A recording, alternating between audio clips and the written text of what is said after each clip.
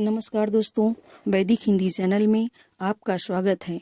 मैं पूनम भारद्वाज प्रस्तुत हूँ आज संदेश लेखन का वीडियो लेकर, जिसमें हम संदेश का अर्थ, संदेश के प्रकार, संदेश लिखने के महत्व, संदेश के प्रारूप, संदेश लिखने के पीछे उद्देश्य और उदाहरण आपको समझाएंगे। ये वीडियो देखने के लिए आप धैर्य रखें। वीडियो लंबी हो सकती है, जिससे आपको पूरा ज्ञान प्राप्त हो सके, क्योंकि अधूरा ज्ञान विष के समान होता है। कहा जाता है कि अधजल गगरी छलकत जाए। यदि हम आपको उदाहरण ही सिर्फ लिखवा दें तो आप जीवन भर रटते ही रह जाएंगे, परंतु संदेश लिखना सीख नहीं पाएंगे। इसलिए आज हम बड़े ही सरल भाषा में आपको संदेश लिखना सिखाएंगे। देखिए, संदेश का अर्थ। संदेश शब्द की उत्पत्ति सबसे पहले संस्कृत भाषा में की गई थी, जिसका अर्थ होता है कि कोई महत्वपूर्ण बात या फिर कोई उद्देश्य, या लिखित भाषा में कोई सूचना या समाचार जो हमें किसी दूसरे को देना होता है, उस प्रक्रिया को हम संदेश कहते हैं। पहले भी संदेश लोग एक दूसरे से मौखिक रूप में कहलाते थे। जब किसी को कुछ संदेश कहना होता था तो किसी तीसरे व्यक्ति से वह कहलवाते थे कि जाके इस व्यक्ति से कह देना कि ये काम है, ये मेरी बात उनसे बता देना। अर्थात हम कह सकते हैं कि अपने बात को किसी और के माध्यम से कहलाना या अपने विचारों को किसी और के माध्यम से प्रसार करना ही संदेश कहलाता है। तो आइए संदेश के प्रकार देखते हैं। संदेश लेखन के दो प्रकार होते हैं, औपचारिक, अनौपचारिक। औपचारिक सरकारी कामकाज, कार्यालय से संबंधित, देश से संबंधित कार्य जो है, विद्यालय से संबंधित, ये औपचारिक के अंतर्गत आते हैं। अनौपचारिक अपने सगे संबंधी को लिखे जाने वाले पत्र या संदेश, ये अनौपचारिक संदेश कहलाते हैं। संदेश के विभिन्न प्रकार होते हैं जो विभिन्न प्रकारों से लिखे जाते हैं, जैसे शुभकामना संदेश, त्योहार, उत्सव, मेला का संदेश, दुखद संदेश अर्थात जब किसी व्यक्ति की मृत्यु हो जाती है, मित्र, भाई कोई भी हो, तो उसके सांत्वना के लिए जो संदेश दिया जाता है वो दुखद संदेश कहलाता है। व्यक्तिगत संदेश, सामाजिक संदेश या धार्मिक संदेश, मिश्रित संदेश या सामूहिक संदेश। संदेश लिखने के महत्व। संदेश के द्वारा हम समाज को आपस में एक दूसरे से जोड़ने का काम करते हैं। संदेश के द्वारा हम अपने विचारों को एक दूसरे से साझा करते हैं। समाज को जागरूक करने के लिए संदेश का महत्वपूर्ण भूमिका है। कार्यालयों में काम करने वाले लोगों के लिए संदेश बहुत महत्वपूर्ण है, ताकि कार्यालय में बदलाव की जाने के लिए संदेश उनके लिए बहुत उपयोगी हो। आइए संदेश का प्रारूप देखते हैं। आपको रटना नहीं है, मैं बार बार कहती हूँ, कोई चीज आपको समझना है। रटंत विद्या घटंत विद्या। तो देखिए संदेश के प्रारूप। संदेश लिखते समय सबसे पहले हमें बीच में संदेश लिखना चाहिए। इसके बाद हमें दिनांक लिखना चाहिए, डेट। फिर समय, किस समय आप संदेश प्रेषित कर रहे हैं। फिर संबोधन। संबोधन में जैसे प्रिय देशवासियों, मेरे भाई बहनों, जो भी जैसे आप संबोधित कर सकते हो। इसके बाद हमें जो लिखना है संदेश में 30-40 शब्दों में हमें उसे लिखना है।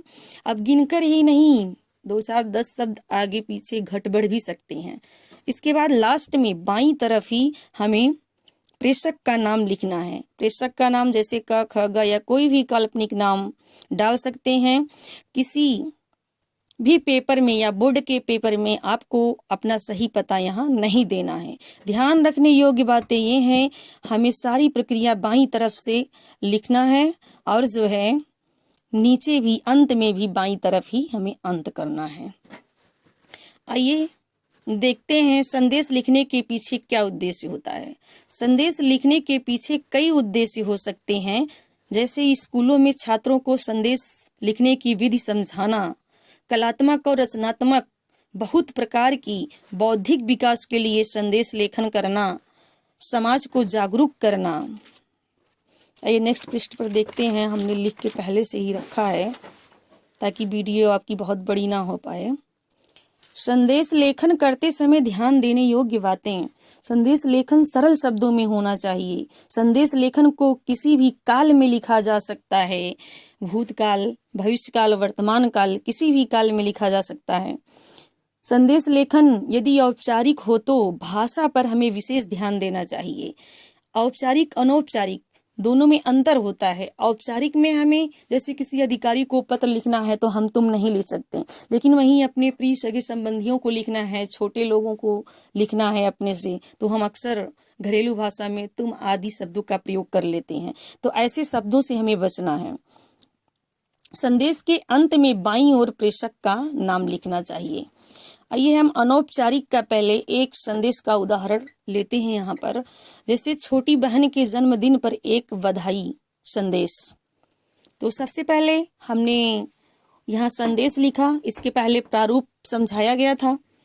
तो दिनांक 19/3/2022 लिखा। आप कोई भी डेट डाल सकते हैं, जिस दिन पेपर दे रहे हैं उसका भी डेट आप डाल सकते हैं।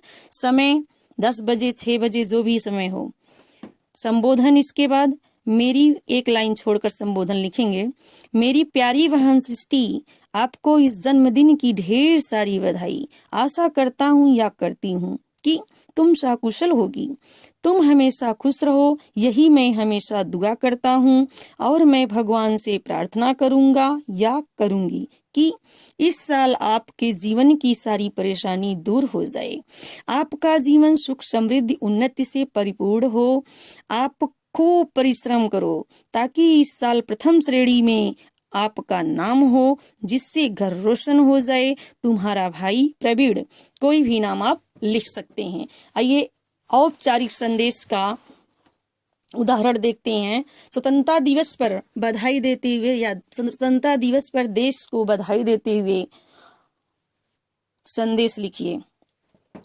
तो देखिए मैंने यहाँ लिखा संदेश, दिनांक, ध्यान देना है स्वतंत्रता दिवस, ये सब का डेट हम नहीं बदल सकते हैं, क्योंकि अगर 15 अगस्त पे हमें लिखना है तो 15 अगस्त को ही आता है, इसलिए हम डेट नहीं बदल सकते हैं। तो जैसे प्रातः 6 बजे, आप सभी को गणतंत्र दिवस की हार्दिक शुभकामनाएं।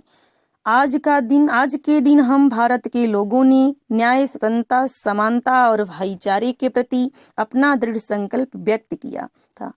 मैं बाबा साहब डॉक्टर भीमराव अंबेडकर समेत उन सभी महान महापुरुषों को सशक्त नमन करता हूँ या करती हूँ, जिन्होंने विभिन्न जातियों, धर्मों, क्षेत्रीय विभिन्नता के होते हुए भी हम सभी को एकता के सूत्र में पिरोने वाला संविधान दिया और देश के लिए बलिदान दिया। यहाँ देश के लिए बलिदान दिया। मुख्यमंत्री, बाएं साइड। इसके बाद हमें बॉक्स बनाना नहीं भूलना है, ये तो बात मैं आपको बताने को भूल ही गई थी। संदेश लेखन में विशेष ध्यान देने योग्य बात ये है कि संदेश लिखने के बाद आप बॉक्स बनाना ना भूलें और यहाँ पर चित्र बनाएं। यहाँ तिरंगा का चित्र बना सकते हैं, भारत का चित्र बना सकते हैं, किसी महापुरुष का चित्र बना सकते हैं। आइए दूसरा संदेश देखते हैं। दिनांक 15 अगस्त, समय 6 बजे। प्रिय देशवासियों, आप सभी को गणतंत्र दिवस की हार्दिक शुभकामनाएं। आइए आज हम सब मिलकर इस देश की महिमा को बनाए रखने का संकल्प लें।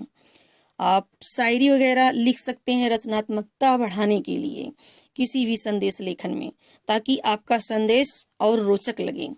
जैसे मैंने यहाँ एक देश के नाम शायरी लिया है। आज़ादी की कभी शाम नहीं होने देंगे, आज़ादी की कभी शाम नहीं होने देंगे, शहीदों की कुर्बानी बदनाम नहीं होने देंगे।